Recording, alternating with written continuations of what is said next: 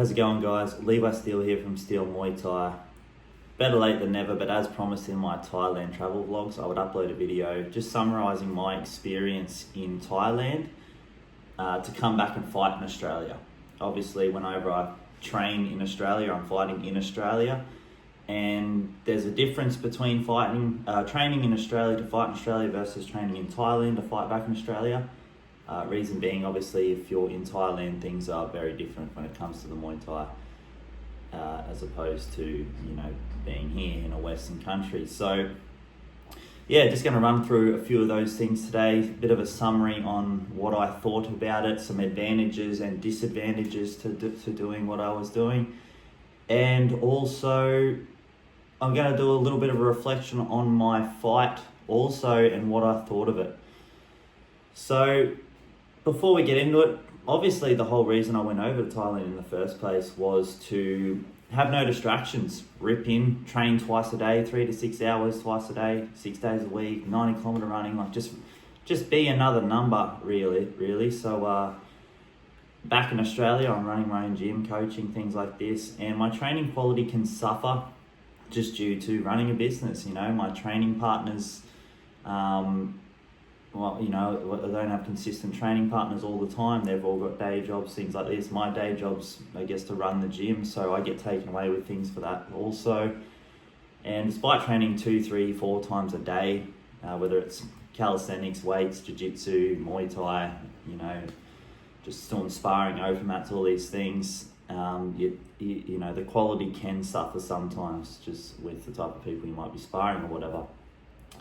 And so, I thought it was necessary to go over to Thailand.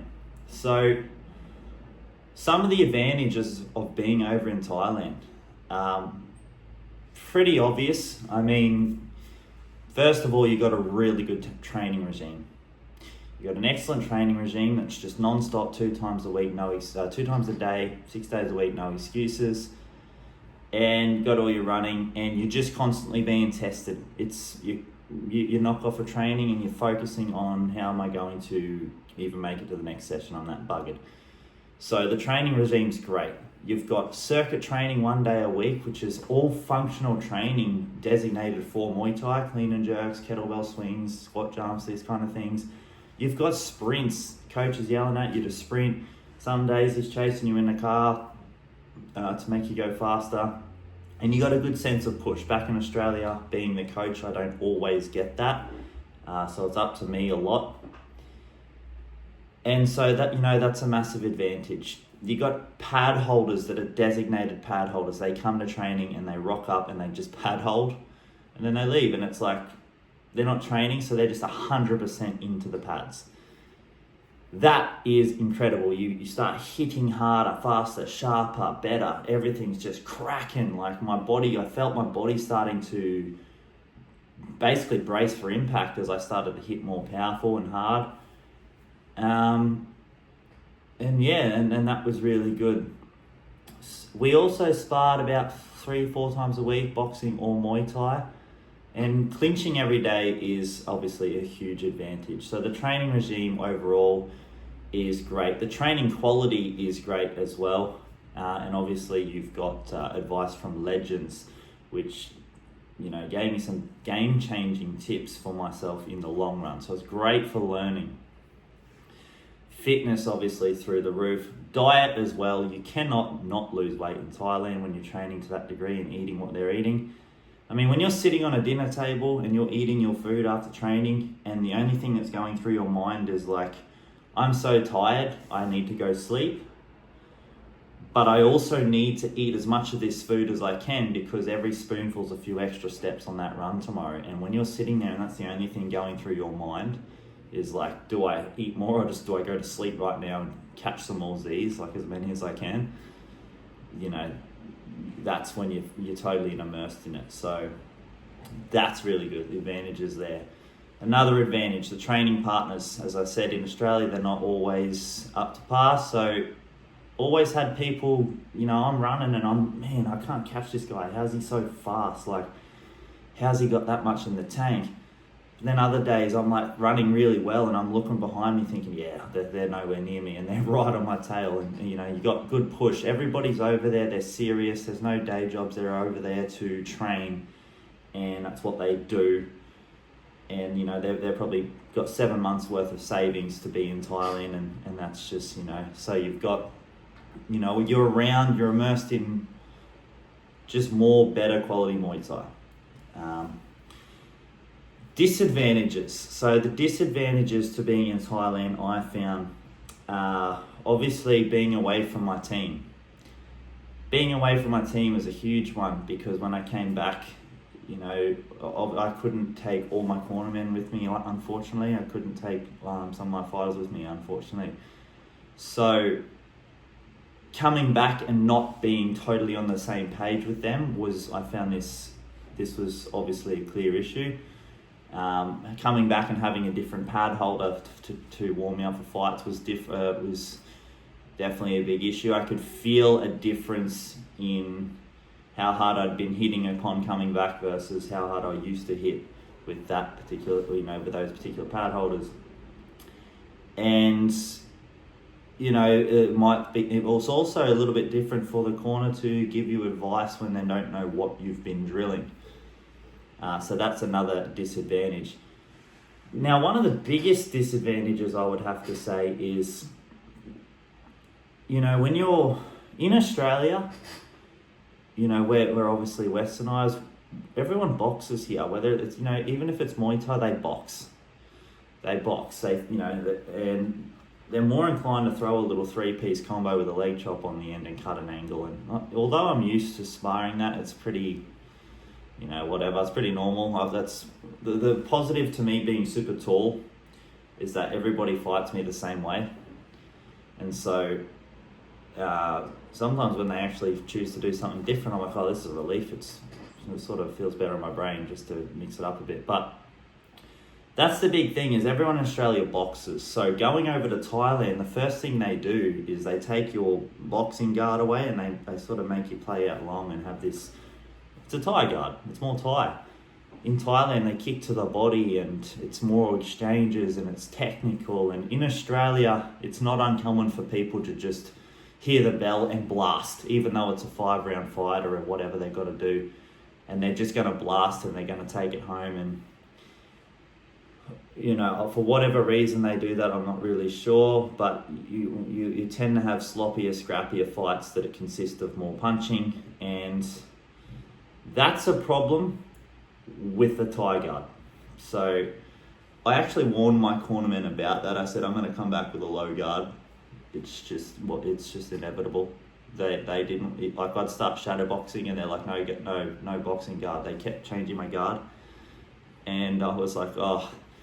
And it's a good guard if I've been doing just that guard, but because I've sort of have a style that's revolving around this sort of guard that I had, I kind of found myself getting caught in between distances and in between things, and I sort of felt like I was like losing response, like I wasn't getting the right responses. Like maybe if they hit me, I wouldn't do the thing that I'd normally do, and because the guard was different, it sounds ridiculous, but like having that habit, like a certain habit and responses from the guard that I have, you know, that plays a really big part of my style. So that was one thing that kind of threw out my algorithm as well, was having that low Thai guard.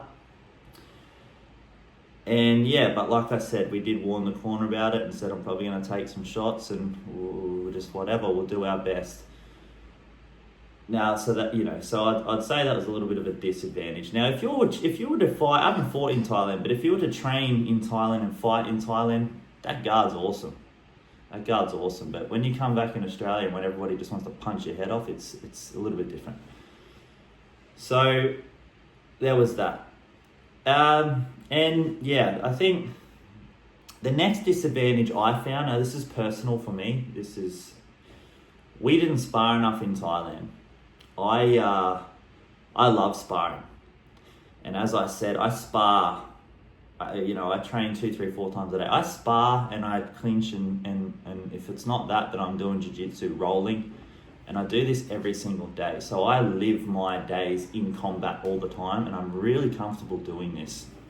and I don't mind the suffering. So this is good for me, but in Thailand I almost started to feel, don't get me wrong, they spar a good amount. They actually spar a really good amount for a training curriculum, a really good amount at London. Means they spar a really good amount, and they spar a really good way. They spar nice and light and technical, but it stuck out like dog's balls compared to how I normally spar and how much I normally spar. I felt the decrease, and if I was used to doing what they do, then it wouldn't have been an issue. But because I do spar and stuff so heavily, I did find that to be a disadvantage, not having enough sparring and not sparring long enough too. I like to spar to a degree where my mental fatigue starts to set in, and then I have to work problems out. But again, they train so long and hard and twice a day in Thailand, 6 days a week, that everything's done smart so that they can come back tomorrow. It's all about the percentage of how much you're there. So yeah, I found that to be a disadvantage, not being able to spar and clinch as often and everything like that. Another thing is, for me, pads. I'm not huge on hitting pads. They definitely make you sharper, tougher, harder. You hit everything better and stuff like this. You base better. But me personally, I'm super creative. I need to fuel my creative brain. I have to be sparring, moving, flicking people around, changing, clinching. Things have to be, a bit more free. And sometimes pads is very locked down to the same old things. And I like pads for drilling things, but I like to spar to get my freedom. But so that's probably my only advantages and disadvantages, really. On one hand, if you go to Thailand, you're going to be super fit, you're going to be super healthy, you're going to have good mental clarity, you're going to be at peace. All you know is Muay Thai. But in Australia, I get to do things the way that I want to do them, and I think even though I might not be as fit, I don't think it matters when I'm super sharp, because I've been drilling exactly what I want to drill, and that, to me personally, makes a huge difference. That's kind of just my personality, doing it the way I want to do it. So yeah, that were the two things that I found. In terms of reviewing the fight, it was a great fight. It was my first 5-rounder. I prefer 5-rounders. Every time I have a 3-round fight, I always think, man, I wish I had another round, because most of the time what I have over people is endurance and mental toughness. So obviously, and what comes into that for me is composure and experience and fight IQ. The longer I fight and the more I get in the heat and the more I suffer, the more comfortable I am, because as I said, I live every day like that. So it's like, for me to be in the depths of the 5th round, my brain still thinks, how can I hit him? How can I do this? What if I take this foot out? And I'm still very calculated, and based on the fights that I've had, that shows, win or lose, that seems to show my experience starts to outweigh them as the fight goes on. And it might, even though it might be a 3-rounder or whatever, more often than not, I end the fight wishing there was one more round in there, which probably most people have felt that before. But yeah, so I like to have the 5-round fight. It was good to get in there. My algorithm was totally out of whack, though. I felt very out of whack with my algorithm. I felt like I didn't do the things that I would typically do. And normally I'll do this, which creates a response to do this, this, and this. And it's like, well, if I do this, and he's going to probably do one of these things. But if he does these things, I can do this. And I have like this system, this algorithm in my brain. And going to Thailand took me away from that a bit. I sort of felt like my habits went out the window, and sort of going into the fight, I didn't really feel like I had a strategy. I think the mentality of Thailand is you start to become very laid back and carefree, and that's a good thing. I felt very chill on the fight day because of that, but also I got in the fight and just didn't have a plan. And us in Australia, us Aussies always plan things and stuff. So that was definitely something to notice. I do think that would have been better I think, look, all in all, I probably would say that was one of my worst performances out of all the fights that I've done. Just not even anything to do with how good the opponent was or anything. It was purely just how I came in on the day, and my type of training and how it had changed, I think. So it was, yeah. So this is just something to note for next time. I think going forward, in summary, would I go to Thailand again to train for a fight? 100%. Would I go there for 6 weeks and then come back and fight in Australia that week? Probably not. I feel like I'd have to do 6 weeks, then come back and be in Australia for like 3 weeks or so, just to get my brain rewired to everything and how I like it, and then combine all the things that I've learned with what I like to do, and then get that systematic way of doing things in my head. I think that would be really good for me. Or the other alternative would just simply be in Thailand longer. Be in Thailand for 12 weeks maybe, or even longer than that. One thing I really found in Thailand was I learnt a lot. My fight IQ was growing. My techniques were getting better. My individual techniques were growing. And in the long run, and being a coach, that was really good for me, aside from fighting. So, I can't recommend going over there enough. Can't recommend sticking to your golden era gyms as well. Like, try and keep that stuff in the game as long as we can. But yeah, really great to go over there, guys. Really good to train. But yeah, just a couple of little things I noticed coming into this fight. And yeah, that's pretty much what I would do differently. I'd make adjustments to the length of time that I'd go there for, according to the fight, and maybe even make it a longer period, just so I can give my brain more time to program some of them habits that I might have to adjust or change. But yeah, that's it today, guys. Hopefully you found interest in that, or maybe help you out if you're heading to Thailand or something like this. Don't forget to like and subscribe. Thanks for watching.